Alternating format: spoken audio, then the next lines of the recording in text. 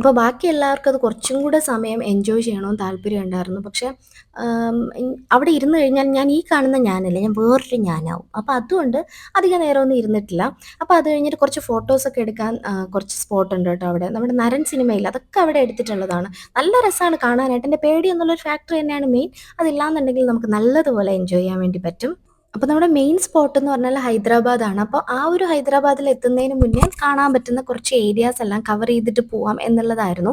അപ്പോൾ അതുകൊണ്ടാണ് പിന്നെ നമുക്കിപ്പോൾ റൂം ഫസ്റ്റ് ഡേ എടുത്തിട്ടില്ല. നമ്മൾ രാത്രിയാണ് വീട്ടിൽ നിന്ന് തിരിച്ചത്. അപ്പോൾ ലോങ് ഡ്രൈവ് എടുത്തിട്ടാണ് നമുക്ക് ഈ ഒരു ഹൊഗനിക്കലിലോട്ട് എത്താൻ പറ്റിയത്. അത് കഴിഞ്ഞ് കുറച്ചധികം നമ്മൾ ട്രാവൽ ചെയ്തതിന് ശേഷം സ്റ്റാർ ബിരിയാണി കഴിക്കാനായിട്ട് പോയി. അപ്പൂന് എന്തായാലും ബിരിയാണി മസ്റ്റാണ്. അതിൻ്റെ അടുത്ത് തന്നെ എ ടു ബിയുടെ സ്വീറ്റ്സിൻ്റെ ഒരു ഷോപ്പ് ഉണ്ടായിരുന്നു. ചൗചൗവും ഗുലാബ് ജാമുനും കഴിച്ചു. അപ്പം നമുക്കിനി അടുത്ത വീഡിയോയിൽ കാണാം. ടാറ്റാ. അപ്പോൾ ബാക്കി എല്ലാവർക്കും അത് കുറച്ചും കൂടെ സമയം എൻജോയ് ചെയ്യണമെന്ന് താല്പര്യം ഉണ്ടായിരുന്നു. പക്ഷേ അവിടെ ഇരുന്ന് കഴിഞ്ഞാൽ ഞാൻ ഈ